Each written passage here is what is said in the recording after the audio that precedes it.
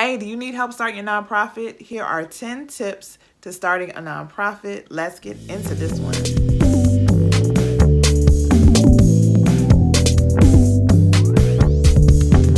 Hey y'all, Tiffany here with Boss on a Budget. If you don't know me, I help people start their nonprofits and also raise money for their new nonprofits. And I'm doing another rapid fire video where I'm giving you 10 tips all in one video on a particular topic. And today's topic is starting a nonprofit. Now, I've done a bunch of videos on starting a nonprofit, but I thought I would put a lot of the tips in one video, and then I'm going to reference some of my other videos as we go through this. So make sure you're paying attention, and also make sure you have a pen to write down a lot of these nuggets. Also, if you need help starting a nonprofit, make sure you grab my nonprofit startup checklist. It's completely free, and it will guide you through your first year of starting your nonprofit. I'm going to go through 10 of these tips, and number 10 is my favorite tip. I always save my favorite tip for the end, so make sure you're watching till the very end. All right, let's get started. Number 1, be strategic about selecting your board. I could go on forever and forever talking about selecting the right board. And honestly, of the two things that nonprofits struggle with the most, having a committed and an energetic and effective board is by far one of those, okay? So when you're starting out, make sure you're strategic about who you want at the table. And you need to think about what you need these people to do.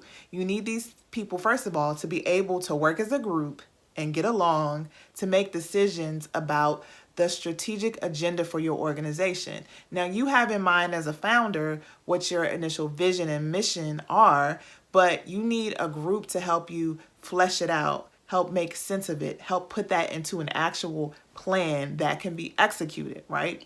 And so you need people who, first of all, see and get your vision, see and understand the mission, and are bought into those things, but also are willing to be at the table to help you strategize and plan together. But there are so many things you need to think about. What do they bring to the table? Are there certain skill sets that you don't have that you need? So when you're looking for people to be at the table with you, you need to be strategic about the certain kind of skill sets or perspectives or history they bring to the table, and also their networks. You ideally want to be able to tap into your board members' personal and professional networks. So are they connected to something or someone that you can use and you can leverage for your nonprofit board? But here's the thing I also want you to remember. You're not just bringing people to the table as your board to take from them, because that's not a genuine relationship, okay? So you also have to remember, if you want people to serve on your board, what value are you bringing to them to keep them coming back? And a lot of times, it's not enough just to say it's the mission. They should just care about the mission. You also have to think about what will keep them there at the table, right? Are you helping them learn and grow a certain way? Are you building tight relationships with the people that they're serving with so they get value out of being with people and building genuine relationships with other board members? What are you doing to help them as well? Are you asking them what they need or what they like to do or what makes them feel fulfilled? So you got to be strategic all around when it comes to your board. If you need help finding a board, I do have a board recruitment toolbox that you can use. The link to that is below in the description box. Number 2, I always recommend that if you're thinking of starting a nonprofit, you do a needs assessment first. Now, this needs assessment may look different ways based on what you know already or what you've done already in the particular industry that you're trying to get into, but you have to have a clear understanding of what the true need is that you're trying to address. And so you need to look at certain data points to drill down to figure out what that need is. So data points may be quantitative data, like some statistics about what's happening to a particular group that you're interested in, but it also could be qualitative data where you go out and you ask people who are also living in your community or living in the community that's impacted by what you want to address, and ask them, what are they struggling with the most? What are the solutions that they believe can help address what they're struggling with the most? You can also ask other people who have served the same community or have done this work before, what do they think are the big issues? What do they think are the gaps right? Because you want to make sure that in whatever way you add value to what's being put out there, that it's actually needed, that's actually necessary. So you need to do your due diligence to ask the right questions to figure out, is this really what I'm supposed to be doing or should be doing? And it's really simple. Ask yourself who, what, when, where, why. Right? I like keeping it simple and asking myself those questions so I have a good grasp of what I'm actually trying to do. If you need help planning for your nonprofit, make sure you grab my nonprofit business bundle. It actually walks you through the steps of doing a mini needs assessment, forming your programs together, thinking about your financing for your organization. It really is the basis for like a basic business plan for your nonprofit. So if you need help with that, make sure you grab the business bundle below. Number 3, do your research. So I just talked about doing a needs assessment, doing your research within your community and within like the target population that you're trying to work with. But for this one, I'm talking about research what it means to be a nonprofit. What is a nonprofit? What is fundraising? How do you fundraise? What's the paperwork requirements? What's the annual requirements? What does the IRS want to know from you, right? These are things that you gotta know because the nonprofit industry is unlike any other industry. It's not the same. I say this all the time. It's not the same as running a business. It's so unique. It's so different. And there's just nuances to the work and things you just have to know. And there's some things you won't know until you get into it and you start doing it and you make a mistake and be like, okay, next time I'm not going to do that, right? It's just the nature of the game. And if you don't do your research and you're not prepared, you can find yourself in some hot water. So my advice is make sure you're reading, make sure you're reading books, you're reading articles, make sure you go to the IRS website, make sure you soak up the information on your state, Secretary of State's website. Make sure you do your homework to figure out what are the paperwork requirements. Make sure you understand what you're doing. Make sure you understand what an actual nonprofit is because there are so many misconceptions about what people think nonprofits are and what they're not, what they should do, what they can't do. And most people are wrong when they talk about it. So do your research, okay? And also make sure you watch videos on my channel and other YouTubers who are talking about nonprofits because we're trying to put information out there to help you learn and grow, but always learn for yourself. If someone is telling you something in particular about the IRS or how your state operates, go to the source, go to the IRS website and go to the state website and learn it for yourself. Number 4, start a conversation and create community around your issue first. Now this sounds kind of weird, but I'm going to explain it a little bit more. So I'm going to explain it this way. Sometimes I get the question, okay, I put in my paperwork and I'm waiting for my 501c3 status. What should I be doing now? Or sometimes I get this question. I'm starting a nonprofit, but I don't really want to tell anybody what I'm doing yet. I'm scared to put myself out there. I think I'm just going to wait. So this is my advice to you.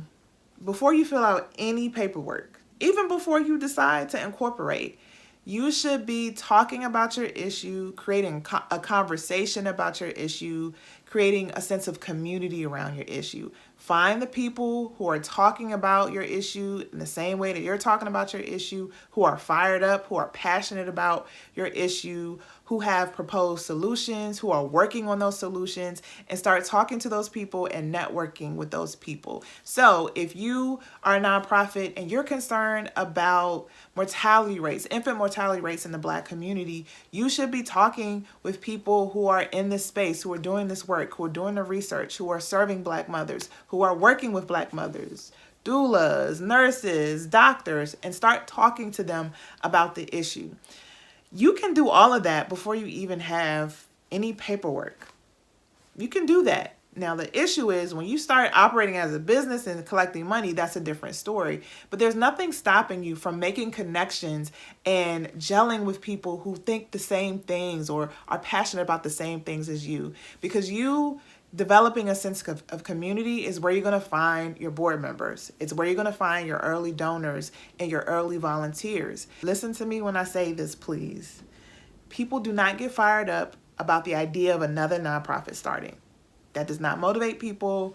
That doesn't get them excited. People get excited about the things that are relevant and compelling to them. So It's not that you starting the organization is compelling. It's that you're changing something that's not working.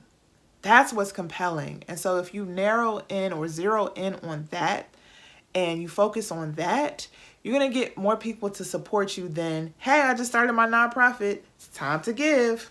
You don't want to go that approach. Start a conversation, start multiple conversations, and start networking around what you see that's not working and talking to people about the solutions and what's the best way to address it. Number 5 is a juicy one, and some people are going to be mad at me for saying this, but it's okay. Do not go get a grant writer right away. Do not hire a grant writer if you're brand spanking new. Do not do this, okay? And funny enough, this is what most people do. They're like, okay, I got my paperwork in. Now I need a grant writer. You know a good grant writer? And then a couple of things happen, right? So either you find a grant writer and they're charging a lot of money. And you're like, I don't have money. So how can you possibly charge me for something I don't have yet? I can pay you when I get the money, which is a big red flag. You don't want to promise money only if you win a grant. Check out this video above where I talk about this. Or unfortunately, people come across people who are not genuine, who promise a bunch of money, who say, oh, there's a bunch of money out there for you. And then they take your money and they're not really successful and they're going about their business. Or there are some honest and legitimate people out there. And the reality is, if you're super new, you're not well known, and you don't have like strong contacts in the funder world, you're not probably going to get substantial grants. So that is a bunch of different scenarios that can happen. And what ends up is that a lot of new nonprofits get discouraged, and then they feel like, well, because they can't get grants, then they're never going to get funding. Don't go straight for a grant writer. That is the worst thing you can do. Here's my advice. Learn how to write grants yourself, and you'll be surprised to find that the grants you should be going for in the beginning, those smaller, local-based, community-based, regionally-based grants through your banks or through your grocery stores and utility companies. I talk about that a lot, y'all. Go for those, and a lot of those applications are simple and easy. Learn how to write your own grants. Learn how to talk persuasively about your nonprofit. Learn how to communicate and message your impact. Because you being able to do that and learning that early on is going to take you so far. Instead of relying on someone else to just write something up for you so you can just go on about your business. Learn how to write grants for yourself. But the part 2 to this is don't just rely on grants. I tell people, if you're trying to figure out how to raise money, try this strategy. It's my gift strategy. Grants, individuals, and fee for service. If you're trying to figure out where to focus for your startup funding, look into small grants, get money from individuals, and try some fee for service where you're charging for something. You're selling a product or you're selling a service, okay? Number 6, I already previewed in the last tip, it's to go for community funds. Find local community groups who are invested in the geographic area that you're situated in and ask them for money. Don't just go for huge national grants or huge government grants first. That's kind of an upside down strategy. You want to start small and local. But check out some of your clubs. Check out your Rotary Club. Check out your Lions Club. Start making presentations to those folks to let them know what you're doing. Tap into your community foundation. Tap into your nonprofit association. Tap into your Chamber of Commerce. All these local-based organizations, even your local government agencies, build relationships with them because a lot of times they will fund you or provide contracts to do work in the local community, and it's all based on relationships. So you need to start meeting people, start learning about how they fund in your local community, and tap into those funding sources first. Number 7 ties back all the way to number 2. Do you remember what number 2 is? I was talking about the needs assessment, and it is get very clear on your why, right? Why are you doing this? Why is this important? The worst assumption you can make is that people are going to support you just because you have 501c3 status. That's not why people are going to support you. People are going to support you because they care about your why. But if you're not clearly communicating your why or clearly explaining what you do and why you do it, then there's nothing that people can connect to. So what I want you to do is develop your elevator speech. Sometimes people call it your pitch, whatever it is. It could be just your mission statement and then fully explaining what your mission statement is. Whatever that speech or that spiel is, or your bullet points, get really clear on that and get used to saying it over and over and over again. And don't just stop at you as the founder. Make sure your board knows your speech and your spiel. And then when you start recruiting volunteers and staff, make sure everyone understands the why and can clearly communicate it to other people so you can attract the right people to support your organization. Number 8, as soon as possible, you need to have an online presence. So that means you should have a website, and on your website, you should write out what your mission statement is, write out what your vision is, have good, clear images of the work that you do. And if you don't have good images yet, at least images that kind of sum up and describe what you do. Make sure it aligns with what you do. Don't have a bunch of adults on your page if you serve babies. Okay, so make sure it all aligns. So when people visit your website, they can make the connections. Make sure you have a donate button on your page, and make sure you've done all your registrations for fundraising to put that donate button on your page. It's also good to list out your board members on your page. Why am I saying this? Well, because if you're new and you're going out there talking to people about your organization, one of the first things they're going to do is look you up. And so you want to have a place where they go, where they feel confident, like, oh, this is a legit organization. They have like a board.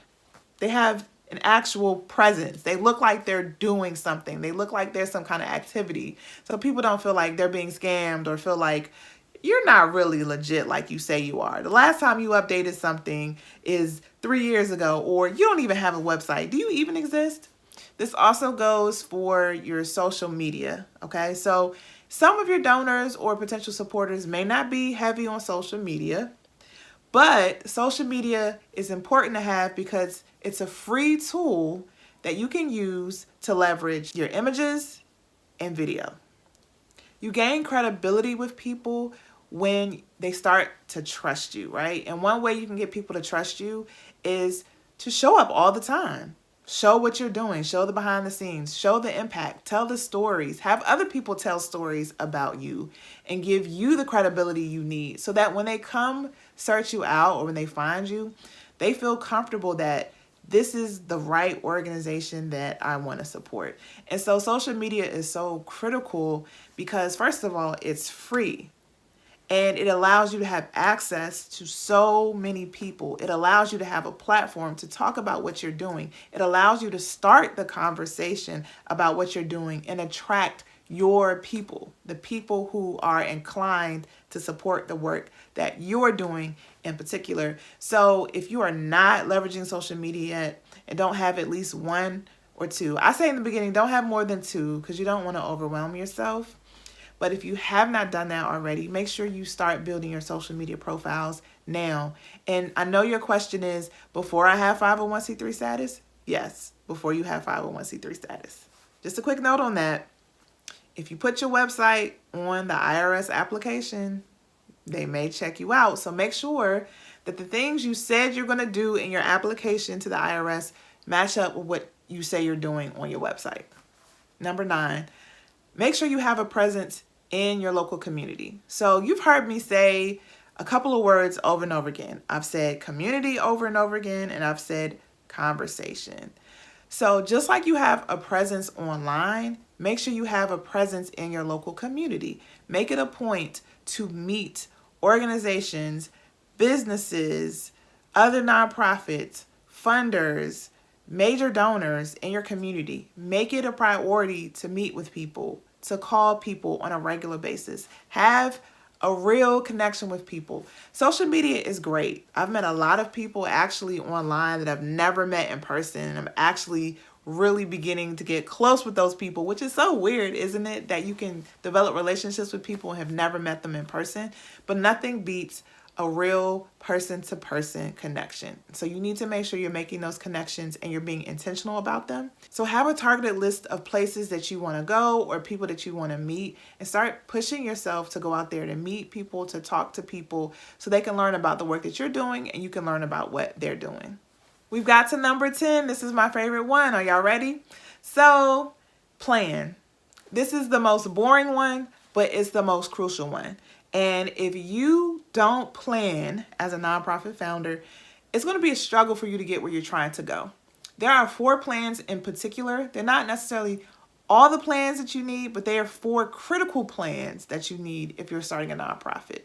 These are all listed in my nonprofit startup workbook. So if you need help creating these plans, make sure you grab my workbook, because it actually walks you through step by step how to do each one. Okay.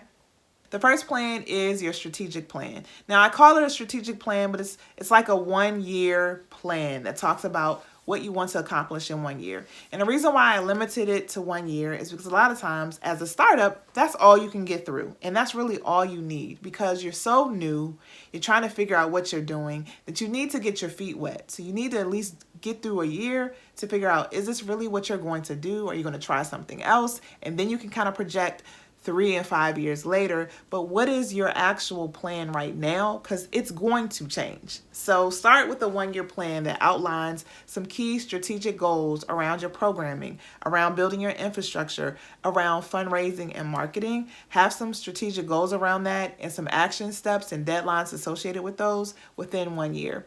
The second plan is your budget. Make sure you figure out what it's going to cost to execute that plan, that strategic plan. Figure out what the costs are and figure out how much you need to raise in order to do that. The next plan that's associated with that is your fundraising plan, sometimes called a development plan. That is the complement to your budget, and it just basically outlines the strategies you're going to use to make money. So you put out the budget and you said, okay, so in order to do this work this year, it's going to cost this much. So this is how we're going to raise the money we need to do the work that we need to do. So it's just essentially you putting out your different strategies, the activities you're going to do to implement those strategies, your action steps, your deadlines, all of that. Again, the workbook has an actual sample plan for you that you can use for yourself.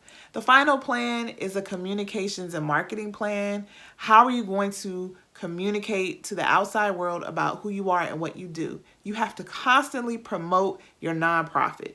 Constantly. So what are the mechanisms that you're going to use to do that? And so the workbook also has a section to help you flesh that out as well. All right. So it's the most boring one, but it's so crucial. And so if you're struggling trying to figure out what to do next, you felt like, okay, I know I had to get through the paperwork, but I'm so clueless about what's my next step, then you should check out that startup workbook, because it gives you a nice roadmap to figure out what you should be concentrating on. If that was helpful, I would love to hear from you guys in the comments. And also if you have ideas about other things that you want me to talk about on this channel, please let me know.